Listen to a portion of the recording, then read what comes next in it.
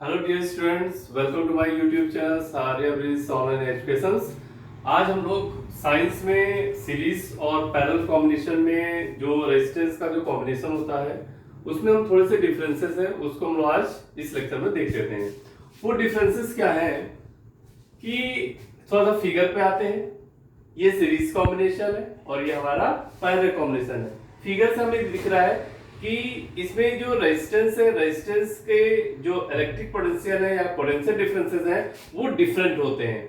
और इसमें क्या है, करंट सेम है। इसमें आते हैं जो रेजिस्टेंस है उसमें करंट जो है डिवाइड हो रही है, लेकिन जो इलेक्ट्रिक पोटेंशियल है वो सब में क्या है, सेम है। इलेक्ट्रिक पोटेंशियल सब में सेम है, वो डिवाइड नहीं हो रहा। इसमें करंट सेम है, उसमें इलेक्ट्रिक पोटेंशियल सेम है। इसमें जो हमारी जो या ये कहें कि जो इसका टोटल रेजिस्टेंस पे आते हैं, इसका जो टोटल रेजिस्टेंस अगर हम आरटी ले लें सपोज है, तो इसका जो टोटल रेजिस्टेंस या इक्विवेलेंट रेजिस्टेंस होता है वो सारे रेजिस्टेंस के सब के इक्वल होता है। ऐसे ही ऐड करके हम लोग निकालें, चाहे जितने भी रेजिस्टेंस में अटैच हो। इस फिगर में आते हैं। इस फिगर में क्या है कि इसका जो टोटल रेजिस्टेंस है वो हमेशा रेसिप्रोकल होगा। मींस टोटल रेजिस्टेंस अगर हम आरटी ले लें, यहाँ पे इसको थोड़ा सा कैपिटल लेटर ले लेते हैं। इसका अगर टोटल रेजिस्टेंस आरटी है तो RT 1/RT equal to 1/R1 plus 1/R2 plus 1/R3। ऐसे कई भी रेजिस्टेंस होंगे, उनके रेसिप्रोकल को हम लोग ऐड करके और उसका सम हम लोग निकाल के और उसका रेसिप्रोकल कर देंगे तो हमारा टोटल रेजिस्टेंस आ जाएगा।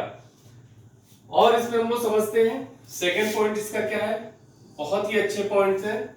इस पॉइंट्स के अलावा और कोई कॉम्बिनेशन में हमें डिफरेंस नहीं दिखा ये। और इसमें क्या है, आई इसमें जो है सेम है, तो जो इसका इलेक्ट्रिक या जो पोटेंशियल डिफरेंस होता है ईच रेजिस्टेंस का, वो हमेशा डायरेक्टली प्रोपोर्शनल होगा किसके, R1 के। मींस और V2 is directly proportional to होगा R2 के, और V3 जो है डायरेक्टली प्रोपोर्शनल होगा R3 के। इसका मतलब है कि जो इलेक्ट्रिक पोटेंशियल उस रेजिस्टेंस का होगा वो हमेशा डायरेक्ट डिपेंड होगा उस रेजिस्टेंस के। थर्ड, इसके इस फिगर में बात करते हैं पैरेलल कॉम्बिनेशन में। पैरेलल कॉम्बिनेशन में इसमें क्या डिवाइड हो रहा है, करंट। इसमें तो V1 डिवाइड हो रहा था इसलिए ये डायरेक्टली डिपेंड था R1 पे। इसमें I1 करंट डिवाइड हो रही है तो करंट जो है रेसिप्रोकल। मींस हमारा कहने का मतलब है कि इसमें हमेशा जो रिलेशन होगा करंट और रेजिस्टेंस में हमेशा रेसिप्रोकल होगा। मींस 1/I, या हम ये कहें कि R1 is inversely proportional to हमेशा करंट की होगा। ऐसे ही R2 की value, R2 equal directly proportional inversely proportional किसके होगा, I2 के। और ऐसे ही R3 इनवर्सली प्रोपोर्शनल किसके होगा, 1/I3 के। ये यहाँ ये कहने का मतलब है अगर यहाँ पे रेजिस्टेंस की वैल्यू R1 की वैल्यू ज्यादा होगी तो जो करंट की जो इसमें जो करंट की वैल्यू होगी वो हमेशा कम होगी। अगर इसकी वैल्यू ज्यादा होगी तो ये हमारा क्या होगा, कम होगा। वैसे ही इसमें हो जाएगा। इस पॉइंट से बहुत इंपॉर्टेंट है। 3 पॉइंट्स पे चलते हैं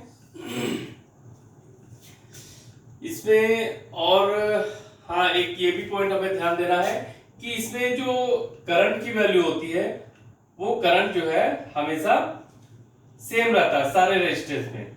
मींस करंट की वैल्यू सारे रेजिस्टेंस में सिमिलर।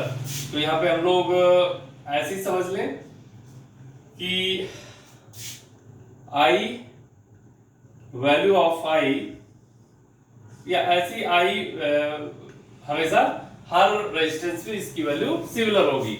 और इसमें क्या सिमिलर होगा, यहां लिख लेते हैं सिमिलर वैल्यू ऑफ करंट।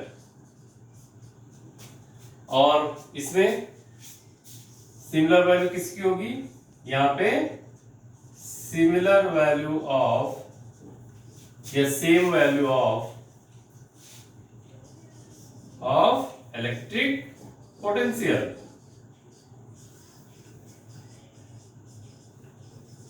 और यहाँ पे थोड़ा सा ध्यान देते हैं, यहाँ पे हम लोग करंट पे आते हैं फोर्थ पॉइंट में, कि यहाँ पे क्या है टोटल रेजिस्टेंस। यहाँ पे अगर ओम्स लॉ के अकॉर्डिंग हम देखें तो V is directly V equal to R into I होता है। मीन्स अगर हम टोटल रेजिस्टेंस यहाँ RT ले लें तो V upon RT equal to क्या होगा I।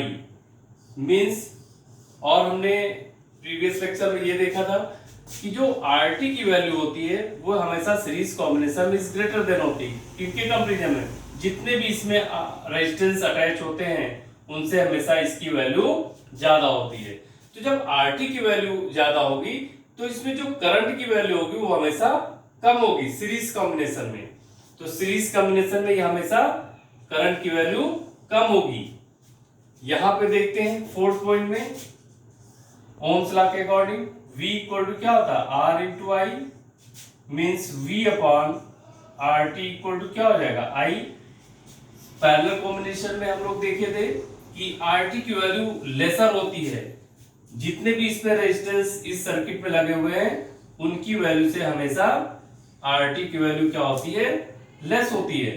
तो जब RT की वैल्यू हमेशा पैरेलल कॉम्बिनेशन में कम होगी तो I की वैल्यू हमेशा ज्यादा आएगी। मींस ये वैल्यू मोर होगी और यहाँ पे I की वैल्यू क्या होगी लेसर होगी। ये बहुत ही इंपॉर्टेंट पॉइंट है क्योंकि ये पूछा जाता है। फिर से इसको हम लोग एक बार रिवाइज करते हैं कि RT की वैल्यू इसमें हमेशा क्या होती है ज्यादा होती है। जितने भी सर्किट्स में रेजिस्टेंस लगे होते हैं उनके कंपैरिजन में RT की वैल्यू ज्यादा होगी तो I की वैल्यू हमेशा कम होगी। कहने का मतलब है अगर हम और इसमें रेजिस्टेंस हम ऐड करते जाए तो RT की वैल्यू बढ़ती जाएगी और करंट की वैल्यू हमेशा कम आती जाएगी, मतलब लोड कम होता जाएगा। यहाँ पे हम लोग देखते हैं कि RT की वैल्यू यहाँ पे कम होती जाएगी और तो करंट की वैल्यू हमेशा बढ़ती जाएगी। इसका मतलब है एम्पियर की वैल्यू, करंट को हम लोग किससे, करंट की यूनिट क्या होती है एम्पियर, तो एम्पियर की वैल्यू बढ़ती जाएगी। इसका मतलब है लोड हमारा बढ़ता जाएगा क्योंकि हमारे घर में जो वायरिंग होती है वो पैरेलल कॉम्बिनेशन पे डिपेंड है। तो जितने भी अप्लायंस हम लोग चलाएंगे उसमें करंट की वैल्यू एम्पियर में हमेशा बढ़ती जाएगी। तो ये हमारे डिफरेंसेस है, इसको बहुत ही अच्छी तरह से आप लोग रिवाइज भी कर लीजिएगा। तब तक के लिए इस चैनल पे सभी लोगों का धन्यवाद।